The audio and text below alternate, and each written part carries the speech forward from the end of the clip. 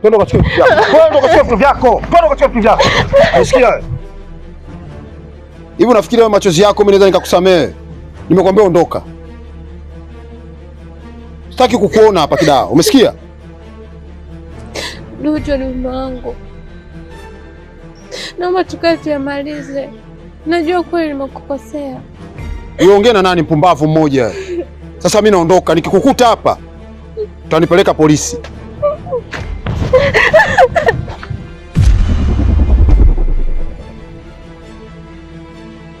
Habari yako shemeji? Vipi? Mbona hivyo? Kuna usalama kweli?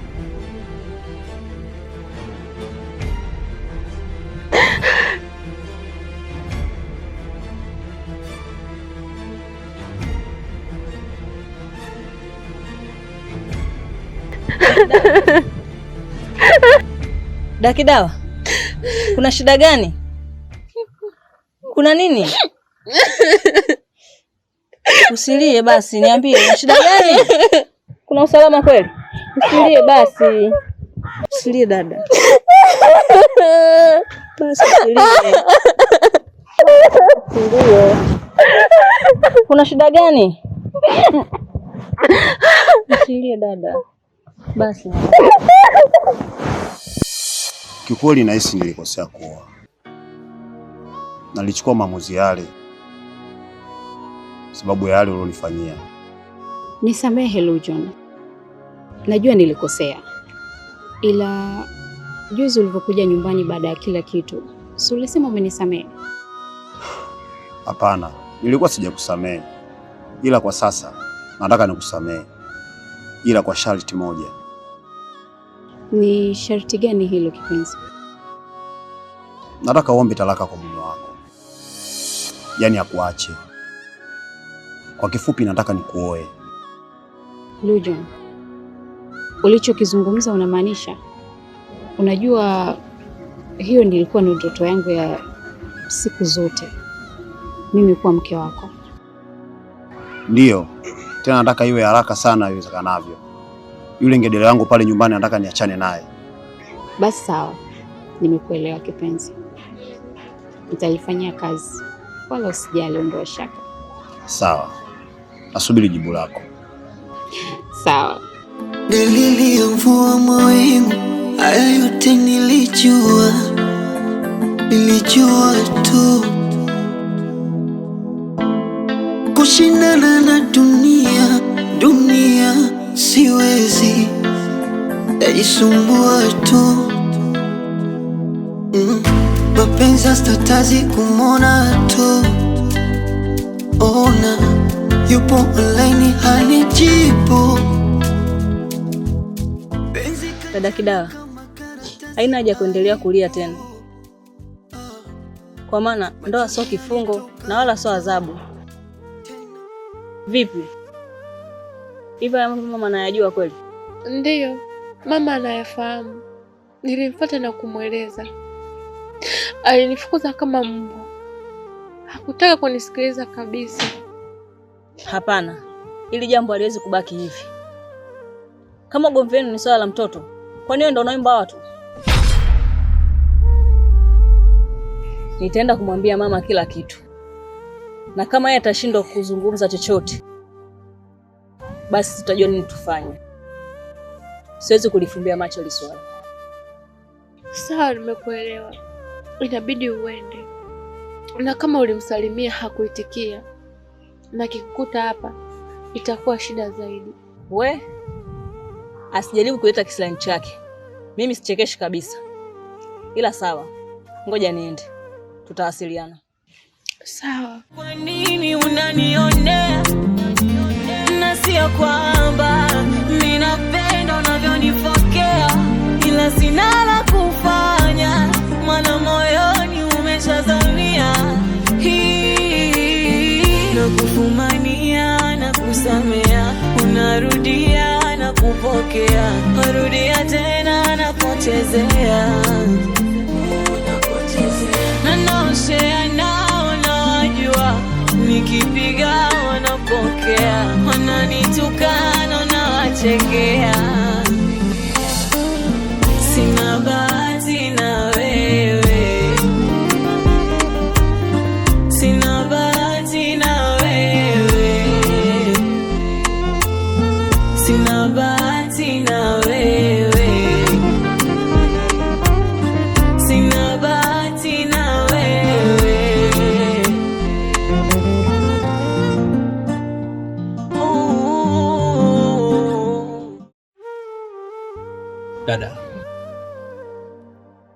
wifi yako amebadilika sana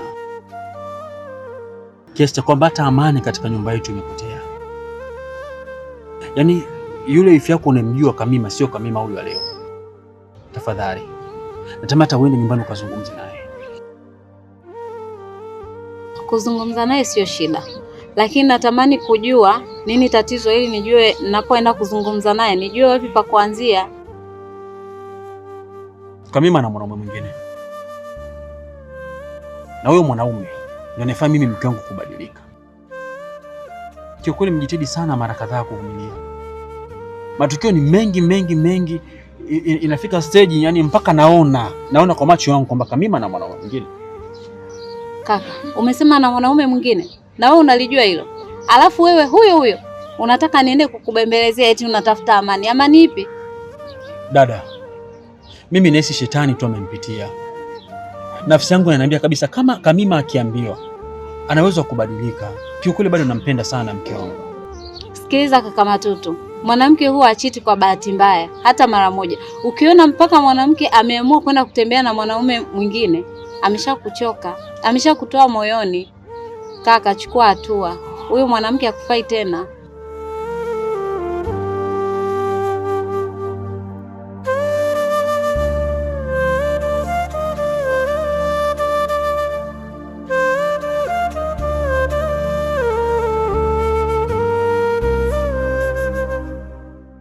Mama, huyu Dakida anateseka sana. Hivi kwenda kuliangalia hili jambo kabisa. Yule ni mwanao. Hivi unajua kama anateseka sana katika ndoa yake? Dalili ya mvua mawingu, haya yote nilijua tu. Kwa hiyo wewe ulienda kwenye nyumba za watu kwenda kusalimia au kwenda kujua watu wanaishije? Hapana mama. Yule ni mwanao. Watakiwa umpe muda kumsikiliza. Ndoa ya Dakida haipo sawa kabisa. Kwani yule mwanaume alichaguliwa na mtu? Si alimtaka mwenyewe?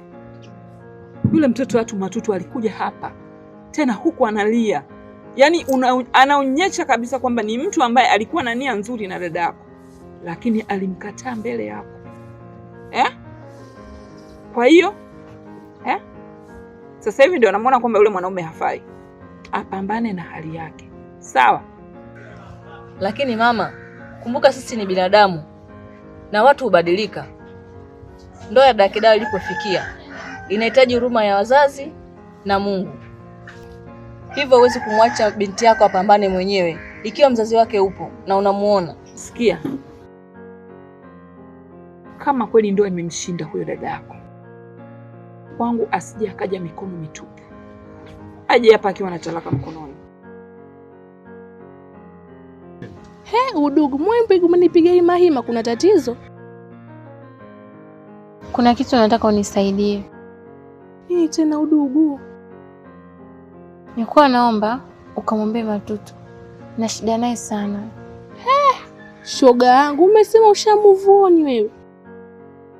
Hujui tu changamoto unazozipitia.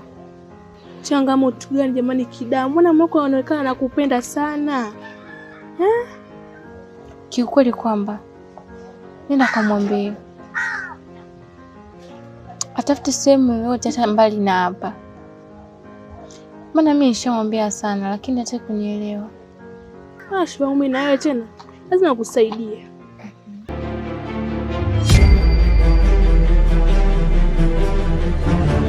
Hivyo mpumbavu bado upo tu. Shem, sasa hizi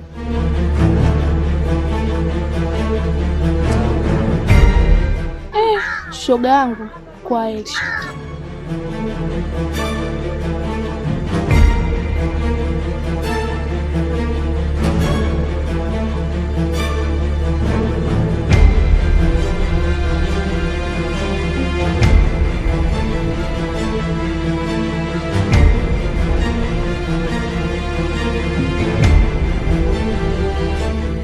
Lujo, ni mume wangu. Najua nimekukosea. Naomba unisamehe. Kile ulichokiona hakina uhalisia wote ule. Kwa hiyo unazidi bado kunidanganya, si ndio? Unaniona mimi mpumbavu mwenzio eh? Hapana mama wangu, naomba unisamehe. Nisikilize Kidawa, ili nikusamehe kuna vitu viwili. Cha kwanza, kusanya virago vyako uondoke hapa nyumbani ili amani zidi kutawala. Cha pili, ukubali nioe mke wa pili. Mke mwingine? Iko hivyo. Unavyonipokea ila sina la kufanya, maana moyoni umeshazamia. Nakufumania na kusamea, unarudia na kupokea, warudia tena na kuchezea. Na naoshea nao nawajua, nikipiga wanapokea, wananitukana na wachekea. Sina